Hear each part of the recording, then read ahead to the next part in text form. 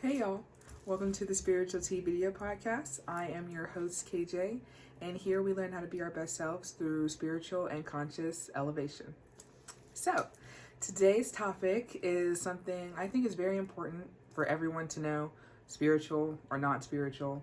I think that it's something that can help you in your life to, live your dream life, propel yourself forward on your path, help you connect closer with yourself. I think it's a very important skill, and that skill is detachment. This is especially for my people who, in the past or currently, were people pleasers, highly empathetic, consider yourself an empath, or people who just had difficulty telling people no and detaching yourself from things that no longer served you. So with that being said, let's get into it. So first, what is detachment? So detachment is the ability to emotionally disconnect from people, places, and things that no longer serve you or your highest good. To further expand on the definition of detachment, I also want to add that it's not just the detaching of people, places, and things, but it's also detaching from outcomes. So when I say outcomes, let's take dating, for example. I know a lot of people date to marry, and I used to be one of those people who was just like, yeah, why would I date somebody long-term, all this different stuff, unless I wanted to get married to them? Great, keep that in mind. So when I learned how to detach and learned how to stop detaching from outcomes, I started dating for the experience.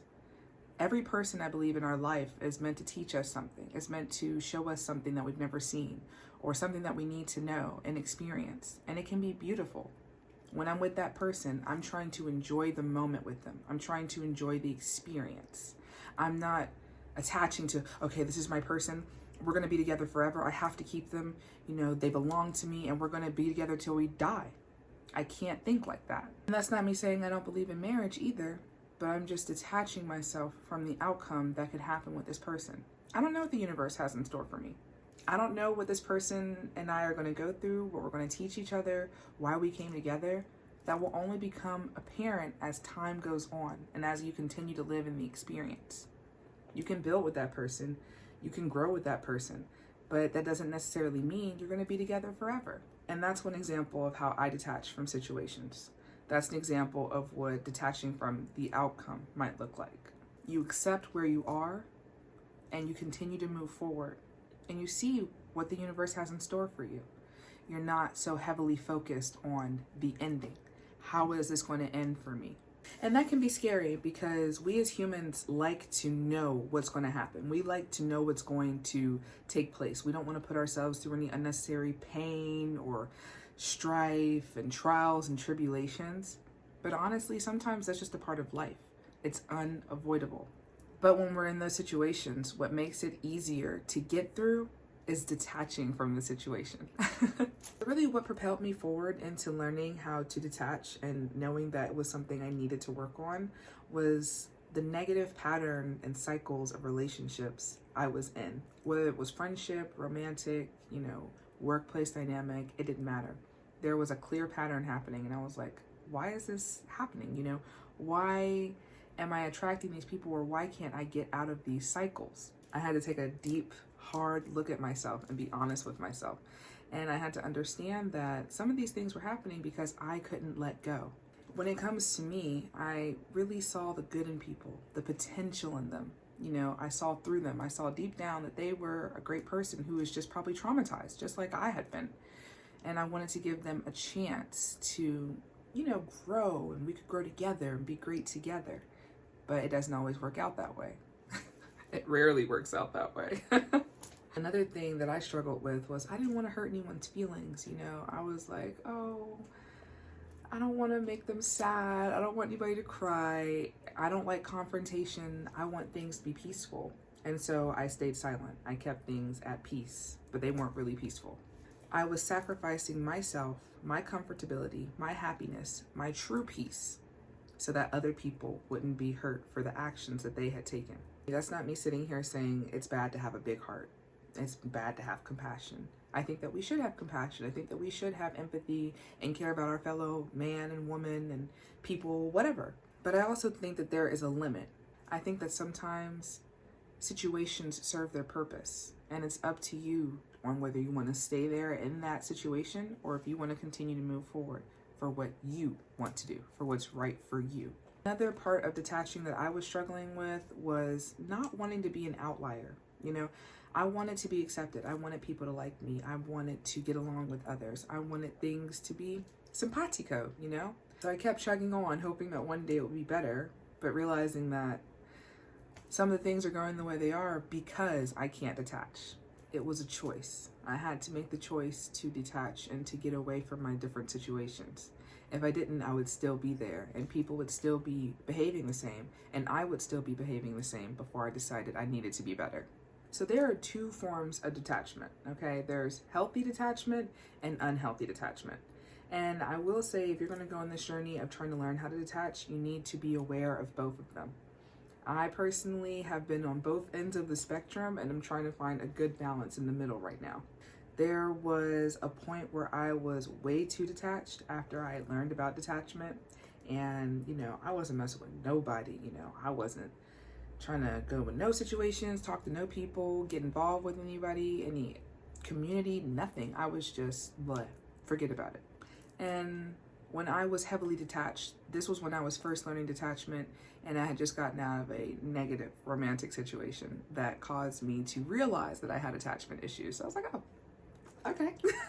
Unhealthy detachment can look like a lack of empathy for others, you know, not understanding other people's feelings and emotions.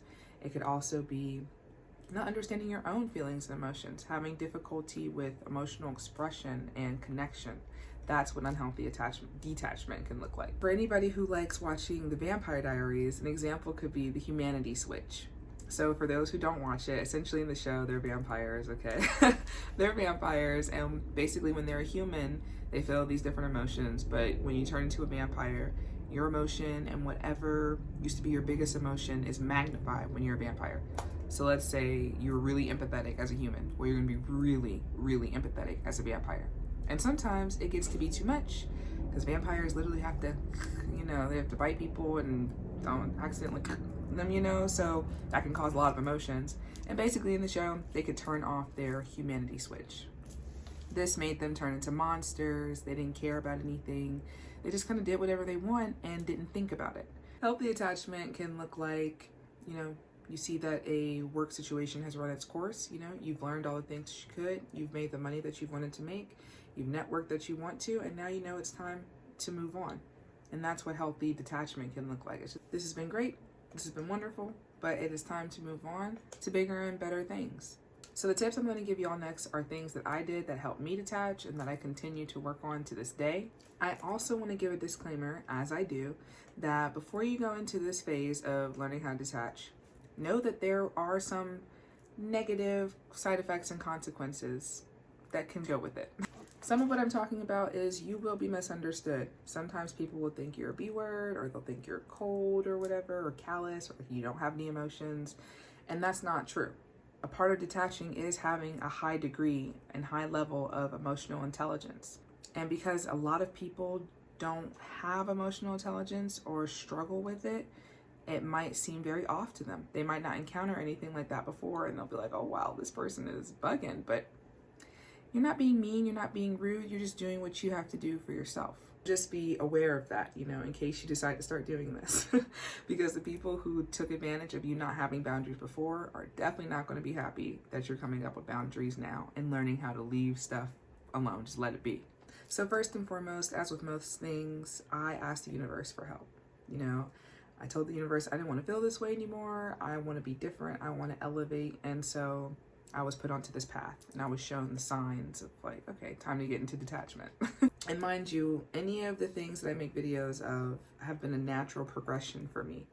I didn't take on everything at once. It takes time, it takes energy, it takes practice. So none of this is going to happen in one day. Please know that. Secondly, I regulated my autonomic nervous system. So our nervous system is comprised of two parts. We have the parasympathetic nervous system and the sympathetic nervous system. These systems work together to help regulate our body functions, well, some of our body functions. When that system is dysregulated inside of us, it can cause negative side effects in our everyday life. So some symptoms of a dysregulated nervous system include chills, aches, depression, anxiety, behavioral issues. It can manifest into illness and sickness of the body and of the mind. It's also important to know that people and situations that you're in can throw off your nervous system. Say that you are in a toxic relationship, romantic, platonic, whatever, and this will have an effect on you, a negative effect on your body, on your mind, on your spirit, everything. How did I regulate my autonomic nervous system? Well, first of all, I started practicing mindfulness. Mindfulness can include deep breathing, meditation, yoga, listening to those frequency music videos on YouTube. I love those. I'll link some below that are really great. I also like ASMR, so I like the people chewing or the soap crushing. I also really like Dr. Zhao. He does earwax cleanings. It's disgusting, but it's so fascinating. And he speaks like soft Chinese in your ear, puts you right to sleep. I also am very, very picky about who I spend time with. I don't purposefully go around people who get on my nerves or situations that don't serve me or that I don't feel comfortable in. I'm very, very particular about that. If the vibe is off, then it's off. No questions asked. Another way I learned and practiced detachment is improving my self-esteem and confidence. So I became my most source of validation. I don't really ask other people how I look, if they like what I'm doing. I just do stuff because KJ said so and because the universe said so. Part of the reason I was having unhealthy attachments to people was because I relied on them to give me validation or to give me something that I felt like I was missing or didn't have inside of myself. But once I realized that I had all the tools that I needed to succeed and that I was worthy just because, I no longer had to rely on those people. And it was easier to detach from them because all in all, I didn't need them. I wanted them, but I didn't need them. How did I improve my confidence? Well, I used to be overweight, so I worked on my weight. That was something that impeded my confidence, so I worked on my weight. I worked on my eating habits. I used to have bad acne, so I worked on my skin. I worked on my style of dress. I just really tapped into myself, my authenticity, who I was as a person.